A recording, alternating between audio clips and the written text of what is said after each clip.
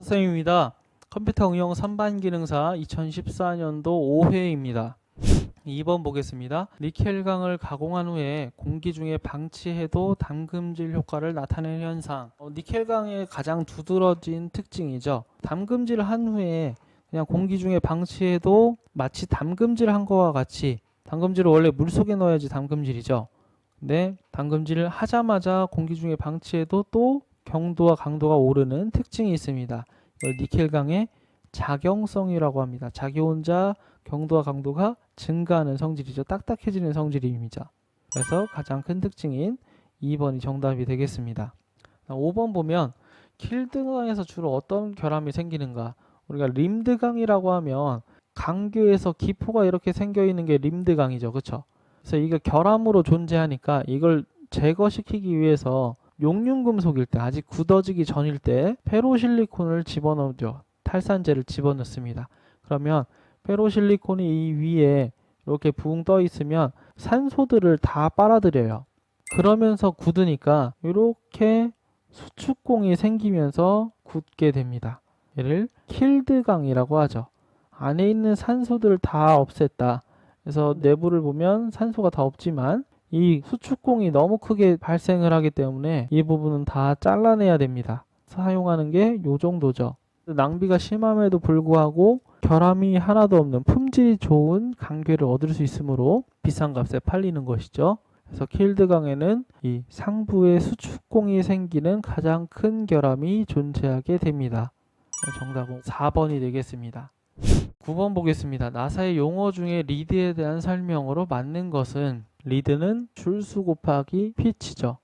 개념적으로 보면 나사를 한 바퀴 돌렸을 때 나사가 앞뒤 방향으로 이동하는 거리죠. 한 회전 시 이동하는 거리. 그래서 2번이 정답이 되겠습니다. 10번도 보죠. 한 변의 길이가 20mm인 정사각형 단면에 4kN의 압축 하중이 작용했을 때 내부에 발생하는 압축 응력을 물어봤죠.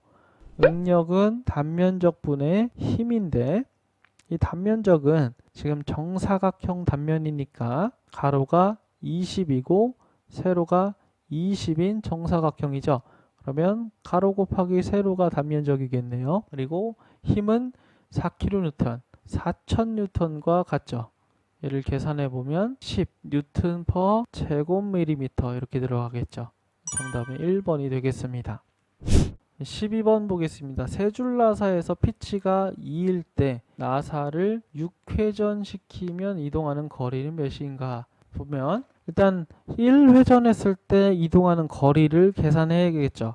그 개념이 아까 했던 리드였죠. 리드는 줄수 곱하기 피치입니다. 줄수는 여기서 세 줄 나사라 그랬으니까 3, 피치는 2죠. 그러면 6mm인데요. 리드가 6mm인 나사입니다. 다시 한번 얘기하면 리드가 6이란 얘기는 한 바퀴 돌렸을 때 6mm가 들어간다는 얘기죠. 그럼 총 6회전 시키면 리드를 곱해야죠. 그러면 36mm만큼 들어가겠죠. 리드의 개념을 이용한 나사 회전수에 따른 거리, 4번이 정답이 되겠습니다. 다음 16번 보겠습니다. 치수 공차의 범위가 가장 큰 치수. 치수 공차라고 하면 최대 허용 치수, 위치수 허용차와 아래 치수 허용차를 차이를 보면 되겠죠. 다시 보면 최대 허용 치수와 최소 허용 치수와의 차이, 또는 위치수 허용차와 아래 치수 허용차의 차이를 보면 되죠. 1번 같은 경우는 이 차이가 0.08 정도 되고, 2번 같은 경우는 0.03 빼기 0.01하니까 0.02 정도가 되고, 3번 같은 경우는 마이너스 0.02 빼기 마이너스 0.05라고 하니까 0.03 정도가 되고요. 4번 같은 경우는 0.04 정도 되겠죠. 그렇다면 1번이 가장 범위가 크겠네요. 정답은 1번이 되겠습니다. 17번 보겠습니다. 나사의 도시법으로 틀린 것은, 수나사의 바깥지름, 앞나사의 안지름은 굵은 실선으로 한다. 맞죠? 수나사의 바깥지름과 고울지름 어떤 선으로 하는지 이제 많이 헷갈리는데, 눈으로 봤을 때 겉에 보이는 게 바깥지름입니다. 앞나사는 눈으로 봤을 때 가장 안지름이 먼저 보이죠. 골지름은 숨겨서 안 보이죠. 그러면 보이는 안찌름이 굵은 실선. 암나사 같은 경우에는요. 암나사에 보이는 안찌름은 굵은 실선. 암나사의 골지름은 수문선, 점선. 반대로 수나사는 바깥지름이 가장 먼저 보이죠. 수나사의 바깥지름은 굵은 실선, 수나사의 골지름은 가는 실선. 암나사의 안지름은 굵은 실선, 암나사의 골지름은 가는 실선. 꼭 암기해 두시길 바랍니다. 서로 반대죠. 1번은 맞고요. 2번 완전 나사부와 불완전 나사부의 경계선은 굵은 실선을 한다. 맞죠? 나사가 완전히 서 있는 부분하고 끝에 가서는 나사가 완벽하게 서 있지 않은 부분이 있죠. 나사 만드는 거에 따라서 이제 불완전 나사부와 완전 나사부가 발생하기도 합니다. 그 경계를 굵은 실선으로 나눠주는 것이죠. 다음 3번 수나사 암나사의 골 및 불완전 나사부의 골을 표시하는 선은 굵은 실선을 한다. 이건 완전히 틀린 보기죠. 3번이 틀렸고요.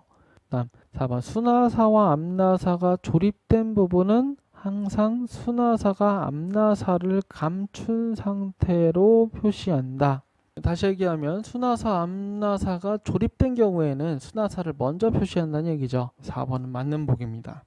18번 보겠습니다. 기계제도에서 C5 기호를 나타내는 방법 중 옳은 것은 이라고 했어요.